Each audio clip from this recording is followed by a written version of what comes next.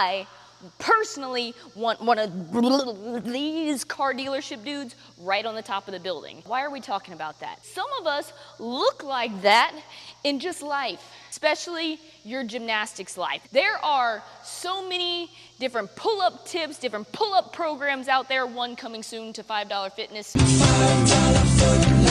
As I'm making this video, there's currently not one up, but check the description to see if it's there yet. There is so much out there that tells us how to train our arms, get super strong at pulling, because yes, pull-ups have a lot to do with your arms. But today, I'm gonna give you guys another magical piece of the puzzle that's gonna help kickstart. I think this gets neglected way too much. I'm talking about your trunk, your midline, learning how to squeeze your belly, your bottom. This is so important. Someone tell me, why don't we talk about this more? Because this and protecting your spine is so important in life, and it's how you control all of your limbs. In fact, that's what gymnastics is called. It's core to extremity work. Now let's get into what we're talking about on pull-ups. I'm gonna get right into it because I don't want to take up too much of your time, but I do love spending a lot of time with you guys.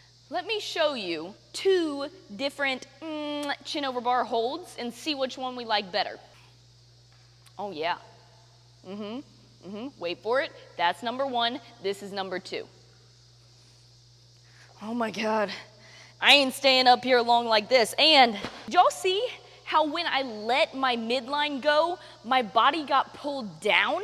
Why, when we're trying to pull ourselves above the bar, we're making it harder and heavier down here? Now, of course, around here, we do all the different types of pull-ups. We do the strict pull-ups, we do the chest-to-bar pull-ups, we do the kipping pull-ups, we do the butterfly pull-ups. Promise you, no matter if you're doing kipping, strict, the craziest pull-ups in the world, you need strong, tight midlines. That means when I'm trying to pull my body up, chin over the bar, I'm in this nice, tight, hollow body position. I can see my toes in front of me. That means my core is engaged. The opposite, or the not so great part, would be legs separated, feet dangling down to the floor. It instantly makes my body feel super heavy. Forget the pull-ups for a second. Let's go to the floor. What we're trying to develop is what we call the hollow body position. My body looks long, scooped. My lower back is pressing down. My shoulder blades are off the ground. This is a very challenging position to get to. If you don't have the midline strength to do it on the floor right here, how do we expect to get our chin above the bar looking all pretty and whatnot up there? If you have never understood the idea of flexing your abs or tightening your midline, let's start down here on the floor. Let's try to feel what that is. I like to start people out in actually a plank hold.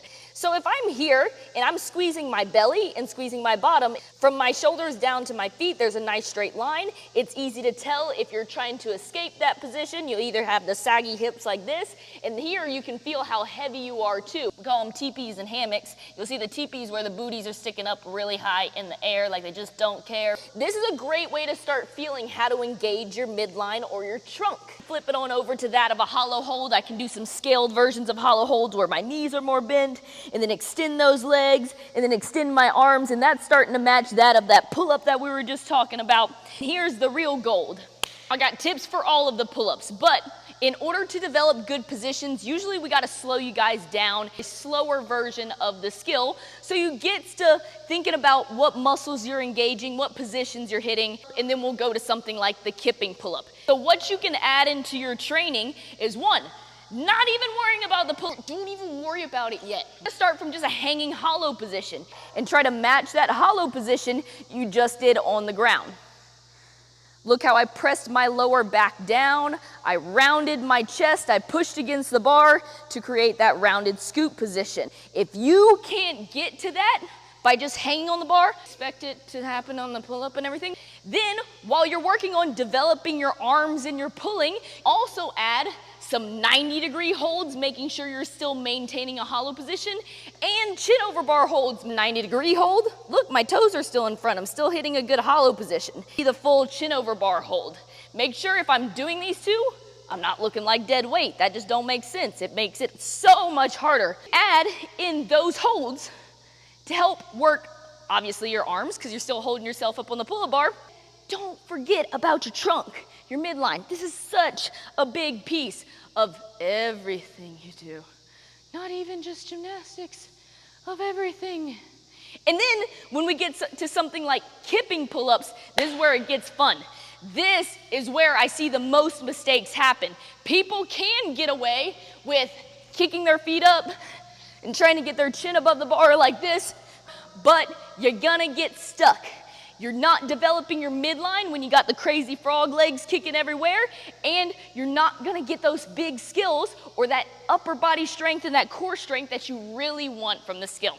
So if you're doing kipping pull-ups out there, the swingy, fun, cool stuff, I need you to sweep your toes in front, and when you do the actual pulling your chin above the bar, you should be able to see those toes in front. Watch this. Sweep them in front, hold them in front.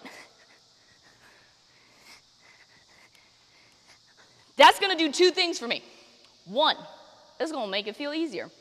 Oh my gosh, I'm just throwing out all the bones today. And then two, it's gonna get you the core strength and the abs that you want. You need them. You need them to do all the big skills. Kipping chest to bars, you can't expect to make it looking like this. I see so many people. What do I gotta do to my arms? Because I can't pull my chest up there. First of all, you got dead weight hanging from the pull-up bar. We gotta tighten this up so you feel lighter as you're pulling yourself up. Don't look like this. Wow, look at my toes still being in front. That's cool. Becca, I want them butterfly pull-ups. I wanna fly high in the sky. But I can't, because I don't do my hollow holds, and don't do my planks. And I just look like this up on the pull-up bar. That skill, and then bar muscle-ups and all these other fun skills. You need the hollow position. You're not getting away without not knowing that hollow position, because you'll see it as you snap those toes forward and then fall into your arch. If you want to pull up, I don't care if you're still working on low bars, you're still working on ring rows right here. You need to learn how to engage your core. Hold it there, be tight, understand it, so you develop this muscle group. That's what's gonna keep you progressing and keep you getting stronger. If we just keep flailing our bodies up on the pull-up bar, we're not getting strong. You need to do that work through your trunk and your midline so we don't look like these car dealership dudes. Great advertising strategy. If anyone has any connection to getting one of those, I want one at a discounted price. Keep an eye out for a future pull-up program. Sorry I don't have it ready at the moment. I just had to speak my mind on this subject. And work on your hollows, work on your planks. Build this strong core, hollow body. Peace out.